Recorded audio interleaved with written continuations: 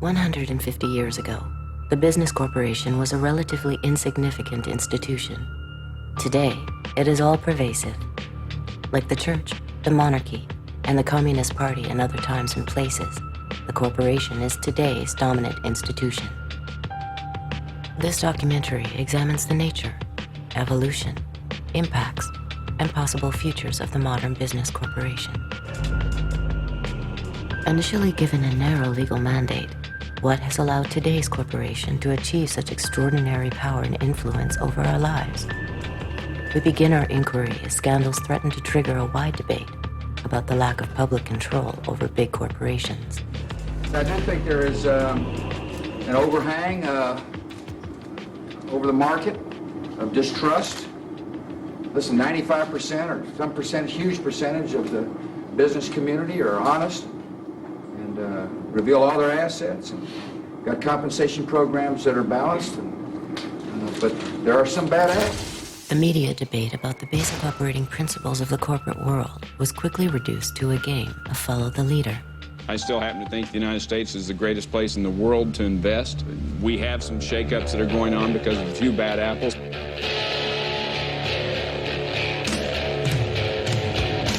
Some people call me a bad apple. Well, I may be bruised, but I still taste sweet.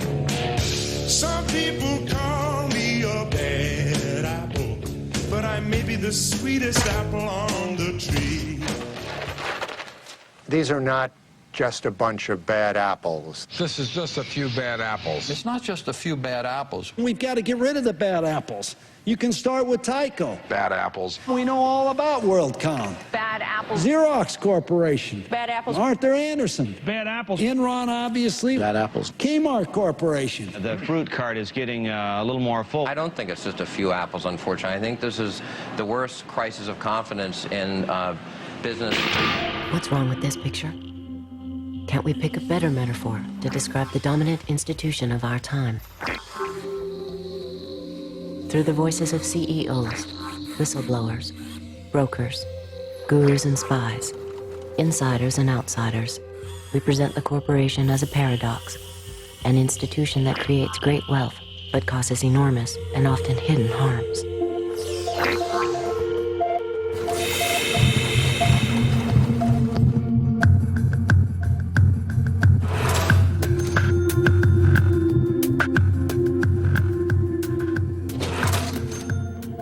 I see the corporation as part of a jigsaw in society as a whole, which if you remove it, the picture's incomplete. But equally, if it's the only part, it's not going to work. A sports team. Some of us are blocking and tackling, some of us are running the ball, some of us are throwing the ball, but we all have a common purpose, which is to succeed as an organization. A corporation is like a family unit. People in a corporation work together for a common end. Like the telephone system, it reaches almost everywhere. It's extraordinarily powerful. It's pretty hard to avoid. And it transforms the lives of people, I think, on balance, for the better. The eagle, soaring, clear-eyed, competitive, prepared to strike, but not a vulture. Noble, visionary, majestic, that people can believe in and be inspired by, that creates such a lift that it soars. I could see that being a good logo for the principal company. Okay, guys, enough bullshit. Corporations are artificial creations. You might say they're monsters trying to devour as much profit as possible at anyone's expense. I think of a whale, gentle, big fish, which could swallow you in an instant. Dr. Frankenstein's creation has overwhelmed and overpowered him, as the corporate form has done with us.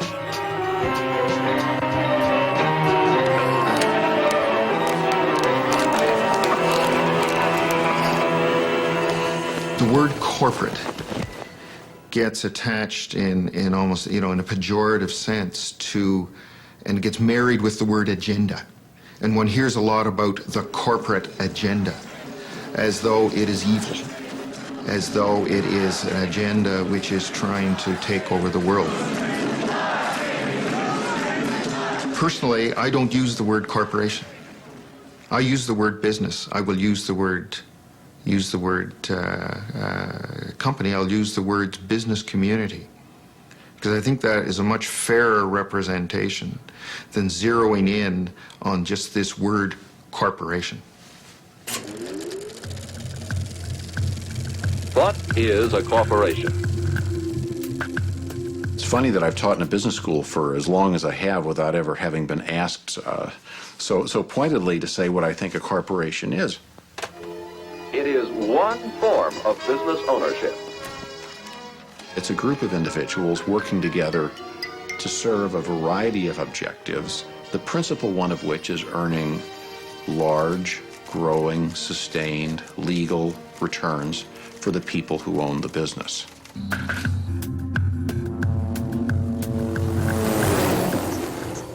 The modern corporation has grown out of the industrial age. The industrial age began in 1712 when an Englishman named Thomas Newcomen invented a steam-driven pump to pump water out of the English coal mines so the English coal miners could get it more coal to mine rather than hauling buckets of water out of the mine. It was all about productivity, more coal per man hour. That was the dawn of the industrial age, and then it became more steel per man hour, more textiles per man hour, more automobiles per man hour, and today it's more chips per man hour, more gizmos per man hour. The system is basically the same, producing more sophisticated products today. The dominant role of corporations in our lives is essentially a product of roughly the past century. Corporations were originally associations of people who were chartered by a state to perform some particular function, like a group of people want to build a bridge over the Charles River or something like that. There were very few chartered corporations in early United States history. And the ones that existed had clear stipulations in their state-issued charters. How long they could operate, the amount of capitalization, what they made or did or maintained, a turnpike, whatever, was in their charter, and they didn't do anything else. They didn't own or couldn't own another corporation. Their shareholders were liable, and so on. In both the law and the culture, the corporation was considered a subordinate entity that was a gift from the people in order to serve the public good. So you have that history, and we shouldn't be misled by it. It's not as if those were the halcyon days when all corporations served the public trust, but there's a lot to learn from that. The Civil War and the Industrial Revolution created enormous growth in corporations. And so there was an explosion of railroads who got large federal subsidies of land, banking, heavy manufacturing, and corporate lawyers a century and a half ago realized they needed more power to operate and wanted to remove some of the constraints that had historically been placed on the corporate form. The 14th Amendment was passed at the end of the Civil War to give equal rights to black people. And therefore, it said no state can deprive any person of life, liberty, or property without due process of law. And that was intended to prevent the states from taking away life, liberty, or property from black people, as they had done for so much of our history. And what happens is the corporations come into court, and corporation lawyers are very clever, and they say, oh, you can't deprive a person of life, liberty, or property. We are a person. A corporation is a person. And the Supreme Court goes along with that. And what was particularly grotesque about this was that the 14th Amendment was passed to protect newly freed slaves. So, for instance, between 1890 and 1910, there were 307 cases brought before the court under the 14th Amendment. 288 of these brought by corporations, 19 by African Americans.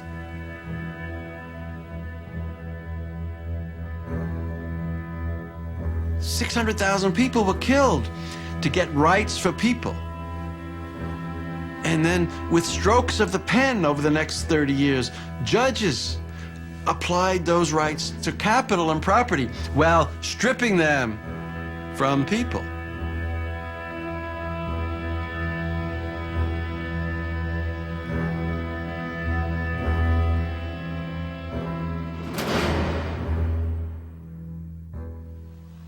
Everybody makes a mistake once in a while, but I just can't be personally responsible.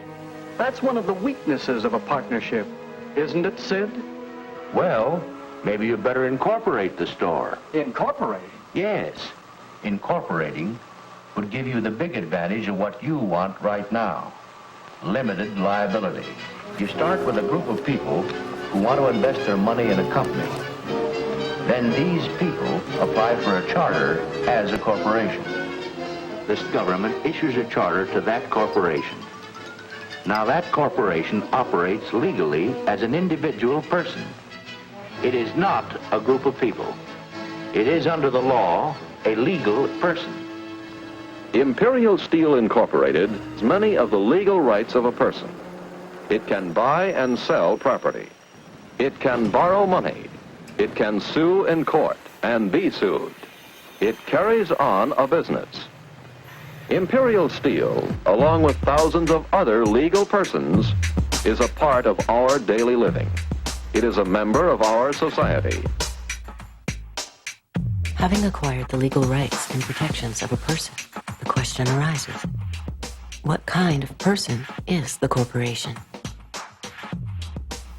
Corporations were given the rights of immortal persons, but then special kinds of persons, persons who have no moral conscience. These are a special kind of persons which are designed by law to be concerned only for their stockholders and not, say, what are sometimes called their stakeholders, like the community or the workforce or whatever. The great problem of having corporate citizens is that they aren't like the rest of us. As Baron Thurlow in England is supposed to have said, they have no soul to save and they have no body to incarcerate. I believe the mistake that a lot of people make when they think about corporations is they think, you know, corporations are like us. General Electric is a kind old man with lots of stories. Nike. Young. Energetic. Microsoft. Aggressive. McDonald's. Young, outgoing, enthusiastic. Monsanto. Immaculately dressed. Disney. Goofy. The Body Shop. Deceptive. Very lovely. Do you know what the Body Shop is? Nope. They think they have feelings, they have politics, they have belief systems. They really only have one thing, the bottom line. How to make as much money as they can in any given quarter. That's it. Of course they make a profit, and it's a good thing. That's the incentive that makes capitalism work, to give us more of the things that we need. That's the incentive that other economic systems lack. People accuse us of only paying attention to the economic leg because they think that's what a business person's mindset is. It's just money. And it's not so, because we as business people know that we need to certainly address the environment, but also we need to be seen as constructive members of society. There are companies that do good for the communities. They produce services and goods that are of value to all of us, that make our lives better, and that's a good thing. The problem comes in the profit motivation here, because these people, there's no such thing as enough. And I always point out there's no organization on this planet that can neglect its economic foundation. Even someone, You know, living under a banyan tree is dependent on support from someone. The economic leg has to be addressed by everyone. It's not just a business issue. But, unlike someone under a banyan tree, all publicly traded corporations have been structured through a series of legal decisions to have a peculiar and disturbing characteristic. They are required, by law, to place the financial interests of their owners above competing interests. In fact, the corporation is legally bound to put its bottom line ahead of everything else, even the public good. That's not a law of nature. That's a very specific decision, in fact, the judicial decision. So they're concerned only for the short-term profit of their stockholders, who are very highly concentrated. To whom do these companies owe loyalty? What does loyalty mean? Well, it turns out that was a rather naive concept anyway, as corporations are always owed obligation to themselves to get large and to get profitable. In doing this, it tends to be more profitable to the extent it can make other people pay the bills for its impact on society. There's a terrible word that economists use for this called externalities.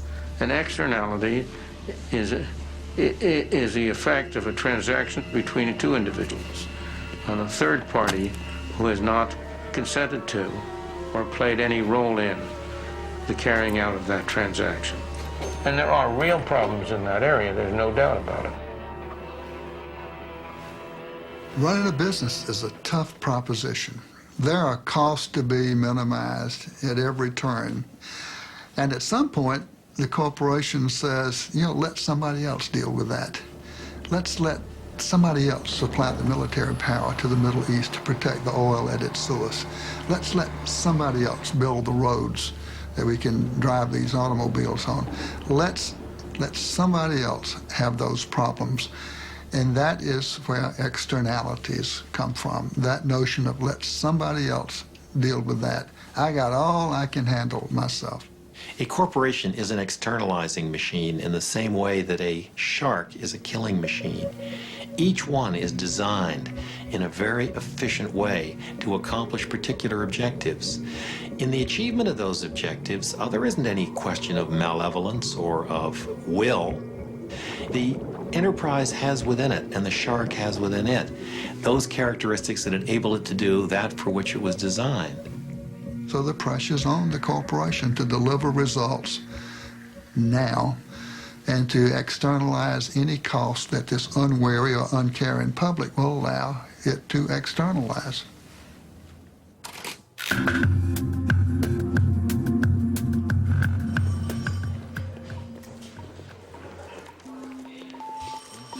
To determine the kind of personality that drives the corporation to behave like an externalizing machine, we can analyze it like a psychiatrist would a patient. We can even formulate a diagnosis on the basis of typical case histories of harm it has inflicted on others, selected from a universe of corporate activity.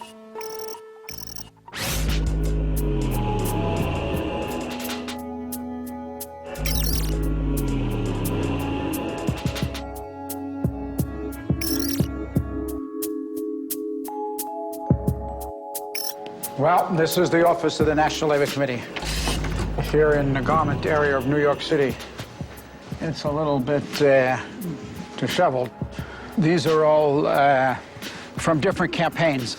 To make this stuff concrete as possible, we purchase all of the products from the factories that we're talking about. This shirt sells for $14.99, and the women who made the shirt got paid 3 cents. Liz Claiborne jackets made in El Salvador. The jackets are $178, and the workers were paid 74 cents for every jacket they made.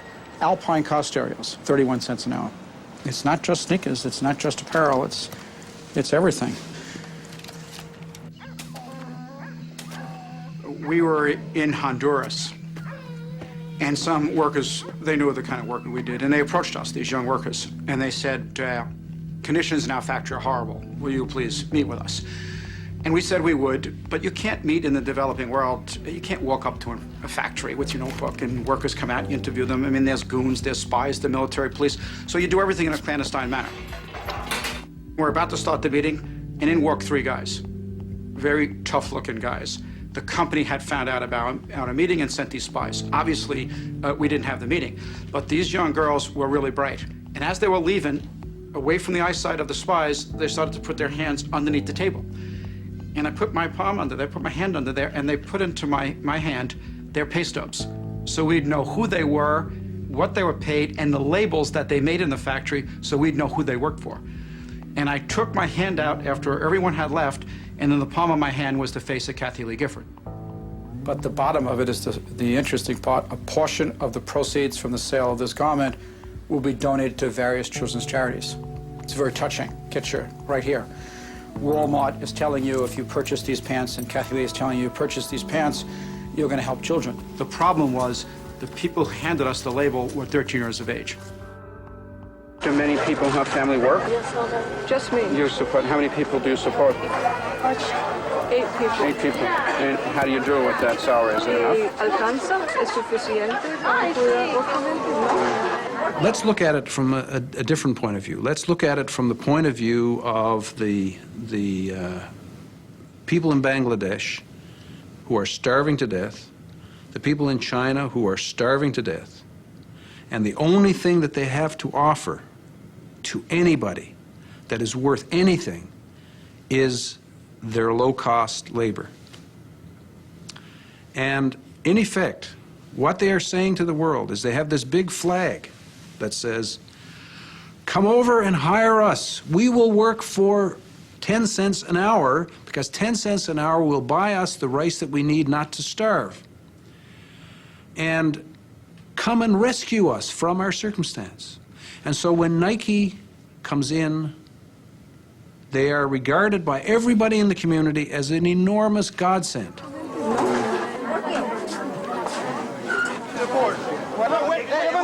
Give him the... You don't have any authorization to be here. The door was wide open. No. That's my clothes. What are you Those doing? are my clothes. No, this is not your clothes. Where's your camera? Let's look. Don't touch the woman. Okay, why? Okay? This is a private company. Yes. Without permission, how can you come here? Well, the door was wide open, and... The only wide open is for the employees, not for you. We went through the garbage dump in the Dominican Republic. We always do this kind of stuff. We dig around. One day, we found a big pile of Nike's internal pricing documents.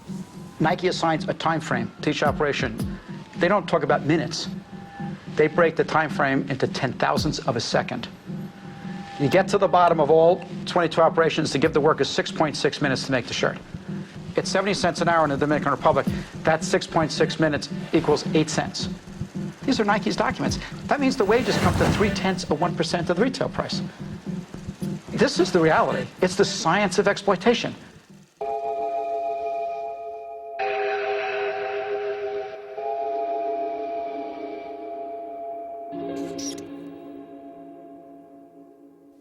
What happens in the areas where these corporations go in and are successful?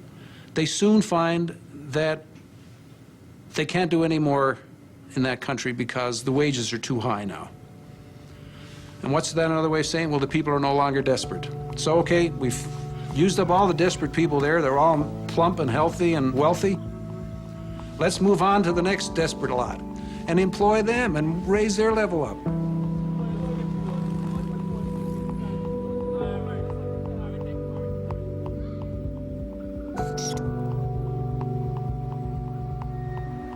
Well, the whole idea of the export processing zone is that it will be the first step towards this wonderful new development. Through the investment that's attracted to these countries, there will be a trickle-down effect into the communities. But because so many countries are now in the game of creating these free trade enclaves, they have to keep providing more and more incentives for companies to come to their little denationalized pocket, and the tax holidays get longer. So the workers rarely make enough money to buy 3 meals a day, let alone feed their local economy.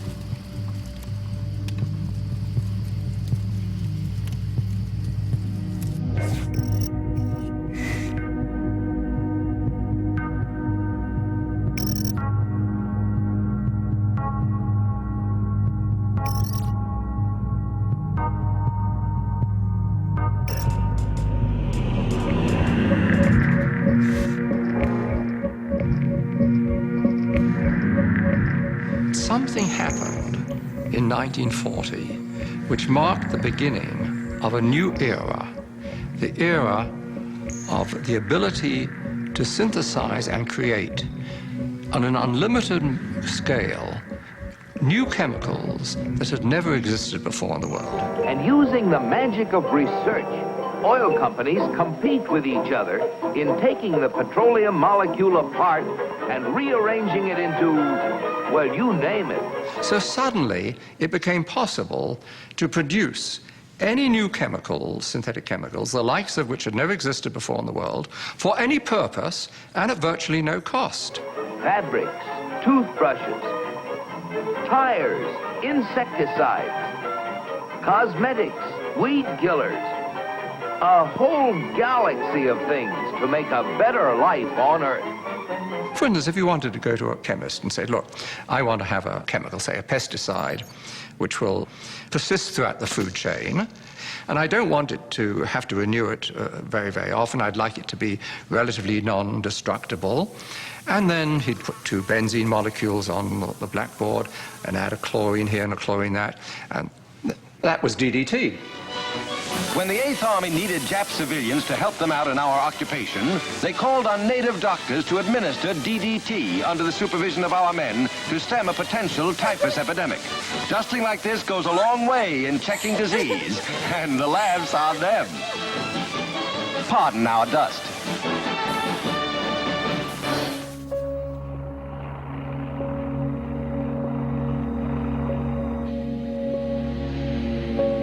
As the petrochemical era grew and grew, warning signs emerged that some of these chemicals could pose hazards. The data initially were trivial, anecdotal, but gradually a body of data started accumulating to the extent that we now know that the synthetic chemicals which have permeated our workplace, our consumer products, our air, our water, produce cancer and also birth defects and some other toxic effects.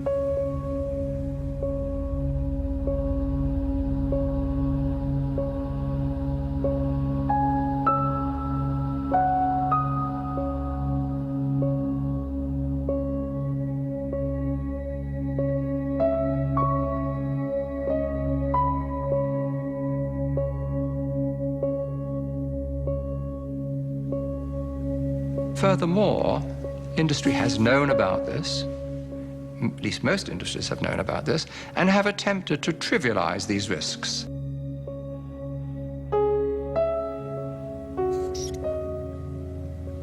If I take a gun and shoot you, that's criminal. If I expose you to some chemicals which knowingly are going to kill you, what difference is there? The difference is that it takes longer to kill you. We are now in the midst of a major cancer epidemic, and I have no doubt, and I have documented the basis for this, that industry is largely responsible for this overwhelming epidemic of cancer, in which 1 in every 2 men get cancer in their lifetimes, and 1 in every 3 women get cancer in their lifetimes.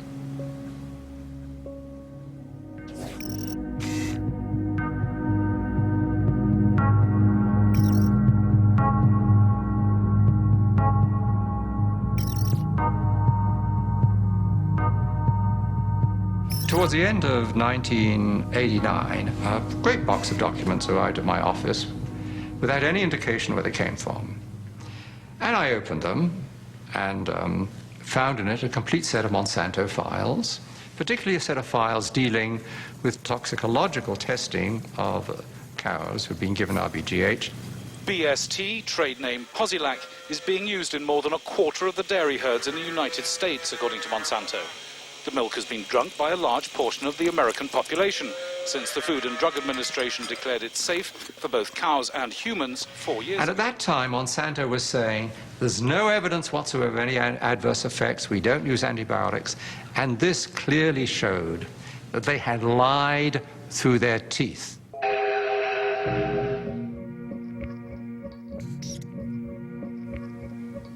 The files described areas of chronic inflammation in the heart, lung, kidney, spleen, also reproductive effects, also a whole series of other problems. The most comprehensive independent assessment of the drug concludes that BST results in unnecessary pain, suffering, and distress for the cows. This is not acceptable for a drug designed simply to increase milk production. It is a silly product. We have the industrial world is awash in milk. We're overproducing milk. We actually have governments around the world who pay farmers not to produce milk. So the first product Monsanto comes up with is a product that produces more of what we don't need. Of course, you'll want to inject Posilac to every eligible cow, as each cow not treated is a lost income opportunity. But the problem was that use of the artificial hormone caused all kinds of problems for the cows. It caused something called mastitis, which is a very painful infection of the udders. When you milk the cow, if the cow has bad mastitis, some of the, and I don't know how to say this in a, I hope people aren't watching at dinner time, but the pus from the infection of the udders ends up in the milk, and the somatic cell count, they call it, the bacteria count inside your milk goes up.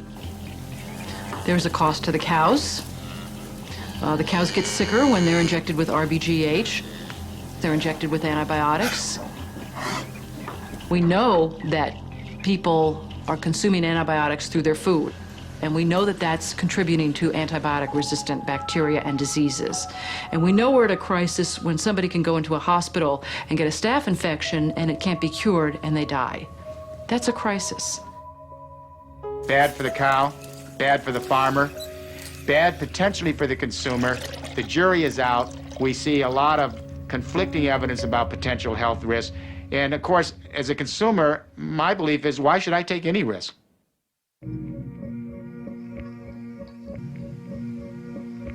Factory farm cows have not been the only victims of Monsanto products. Large areas of Vietnam were deforested by the U.S. military using Monsanto's Agent Orange. The toxic herbicide reportedly caused over 50,000 birth defects, as well as hundreds of thousands of cancers in Vietnamese civilians and soldiers, and in former American troops serving in Southeast Asia. Unlike the Vietnamese victims, U.S. Vietnam veterans exposed to Agent Orange were able to sue Monsanto for causing their illnesses. Monsanto settled out of court, paying $80 million in damages, but it never admitted guilt.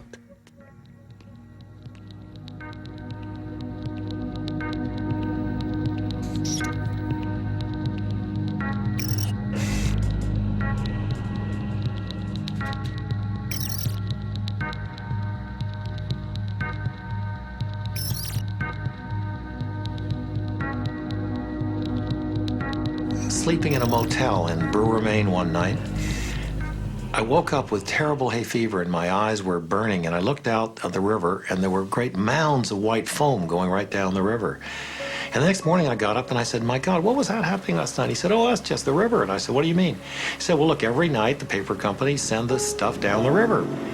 I said, what are you talking about? And he said, don't you understand? That's how we get rid of the effluent from the paper mills. Well, I knew at that time. I'd been in a business. I'd sold oil to the paper mills. I knew all the owners. I'd been in politics. I knew the people in the towns. I knew not one constituent of the paper mills wanted to have the river polluted. And yet here the river was being polluted. And it was more or less as if we created a doom machine. In our search for wealth and for prosperity, we created something that was going to destroy us.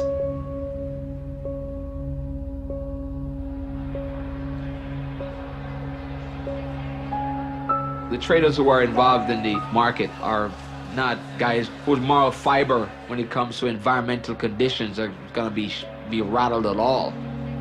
They're seeing dollars and they're making money. Brokers don't stay away from copper because it violates their religious beliefs or their environmental policies. No. When you think about it, but it's fleeting. It really is a fleeting moment. It's like, well, the town's being polluted down there in Peru, but hey, this guy needs to buy some copper. I'm getting paid a commission too. Our information that we receive does not include anything about the environmental conditions.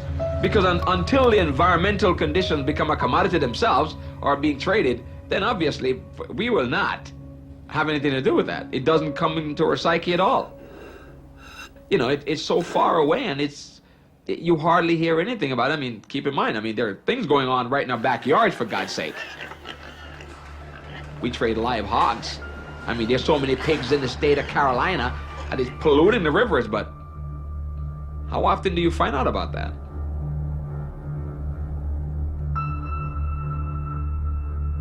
At Multinational Monitor, we put together a list of the top corporate criminals of the 1990s. We went back and looked at all of the criminal fines that corporations had paid in the decade. Exxon pled guilty in connection to federal criminal charges with the Valdez spill and paid $125 million in criminal fines. General Electric was guilty of defrauding the federal government and paid $9.5 million in criminal fines. Chevron was guilty of environmental violations and paid $6.5 million in fines. Mitsubishi was guilty of antitrust violations and paid $1.8 million. IBM was guilty of illegal exports and paid $8.5 million. Was guilty of environmental violations. Pfizer, the drug manufacturer, was guilty of antitrust violations and paid $20 million of food and drug regulatory violations. Sears was guilty of financial fraud. Blue Cross Blue Shield of Illinois. Unical was guilty of fraud, environmental violations. Korean Airlines paid $250,000. Hoffman LaRouche, guilty of an antitrust violation, paid $500 million in criminal fines. Again and again, we have the problem that whether you obey the law or not is a matter of whether it's cost effective. If the chance of getting caught and the penalty are less than it costs to comply, people think of it as being just a business decision. Drawing the metaphor of the early attempts to fly.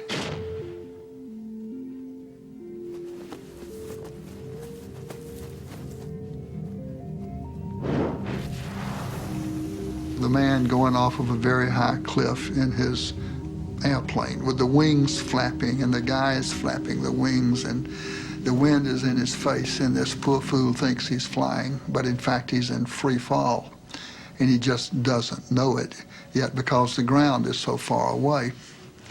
But of course the craft is doomed to crash. That's the way our civilization is. The very high cliff represents the virtually unlimited resources we seem to have when we began this journey.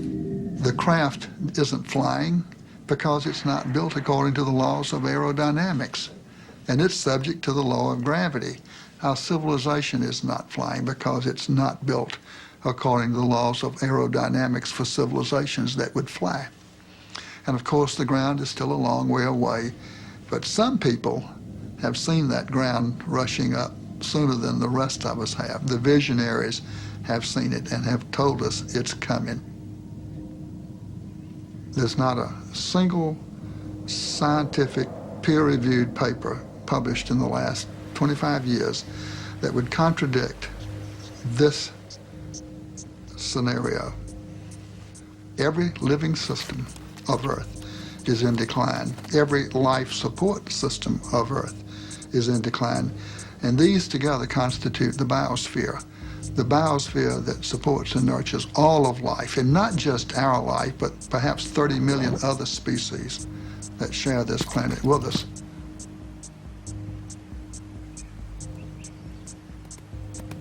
The typical company of the 20th century, extractive, wasteful, abusive, linear in all of its processes, taking from the earth, making, wasting, sending its products back to the biosphere, waste to a landfill.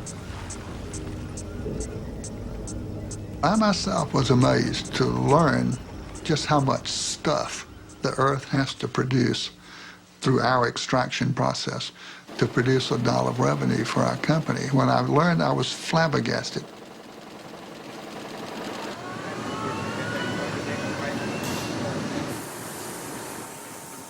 We're leaving a terrible legacy of poison and diminishment of the environment for our grandchildren's grandchildren, generations not yet born. Some people have called that intergenerational tyranny, a form of taxation without representation levied by us on generations yet to be. It's the wrong thing to do. One of the questions that comes up periodically is to what extent could a corporation be considered to be psychopathic? And if we look at a corporation as a legal person, that it may not be that difficult to actually draw the transition between psychopathy in the individual to psychopathy in a corporation. We can go through the characteristics that define this particular disorder one by one and see how they might apply to corporations.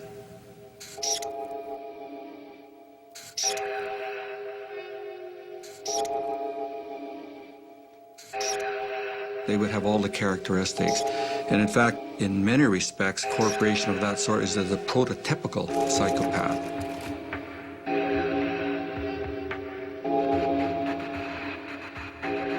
If the dominant institution of our time has been created in the image of a psychopath, who bears the moral responsibility for its actions? Can a building have moral opinions? Can a building have social responsibility? If a building can't have social responsibility, what does it mean to say that a corporation can? A corporation is simply an artificial legal structure. But the people who are engaged in it, whether the stockholders, whether the executives in it, whether the employees, they all have moral responsibilities. It's a fair assumption that every human being, real human beings, flesh and blood ones, not corporations, but every flesh and blood human being is a moral person. You know, we've got the same genes, we're more or less the same, but our nature, the nature of humans, allows all kinds of behavior. I mean, every one of us, under some circumstances, could be, a gas chamber attendant and a saint. No job, in my experience with Goodyear, has been as frustrating as the CEO job. Because even though the perception is that you have absolute power to do whatever you want, the reality is you don't have that power. Sometimes, if you had really a free hand, if you really did what you wanted to do that suits your personal thoughts and your personal priorities, you'd act differently. But as a CEO, you cannot do that. Layoffs have become so widespread that people tend to believe that CEOs make these decisions without any consideration to the human implications of their decisions. It is never a decision that any CEO makes lightly. It is a tough decision. But it is the consequence of modern capitalism. When you look at a corporation, just like when you look at a slave owner, you want to distinguish between the institution and the individual. So slavery, for example, or other forms of tyranny are inherently monstrous, but the individuals participating in them may be the nicest guys you can imagine. Benevolent, friendly, nice to their children, even nice to their slaves, caring about other people. I mean, as individuals, they may be anything. As in their institutional role, they're monsters because the institution's monstrous. And the same is true here. My wife and I, some years ago, had at our home a demonstration. 25 people arrived. They hung a big banner on the top of our house saying murderers. They danced around outside in gas masks and so on. Yes. How are you? My name's John. How are you? Well, you're not looking at me when you say it. You have to be a little bit careful because I'm very sensitive to people who are not friendly. Hello. Okay. Did you notice you being recorded and filmed? No, I didn't. No. Well, I Well, think... you'll see yourself on television. Would it be polite to mention, wouldn't it? I mean, here we are. No, we're we're not polite, this. This man is involved in a corporation which is funding directly police, which this corporation has admitted. Who is a corporation? A corporation is an organisation of individuals, and this individual is part of that corporation. So he's responsible for the act. As a public demonstration, it wasn't very effective. There were only two. This is a very rural area, 2 people and a dog, and it's not a very big house, which I think rather surprised them. But then we sat down and talked to them. for a couple of hours, and you know, we gave them tea and coffee, and they had lunch on our lawn. All right, well, there's another coffee coming. There's no... Who wanted... I'm sorry about the soya, anyway. I've not put milk in. No need for you to be deceitful. Why didn't you just ask me whether I was in? Look, we hang a murderer's banner. After about 20 minutes, they said, well, the problem's not you, you know, it's Shell. So I said, no, wait a minute, let's talk about what is Shell. You know, it's made up of people like me. In the end, what we found in that discussion was all the things that they were worried about, I was worried about as well. Climate, you know, oppressive regimes, human rights. The big difference between us was, I feel that I actually can make a contribution to this. These people were frustrated because they felt they had nothing to do.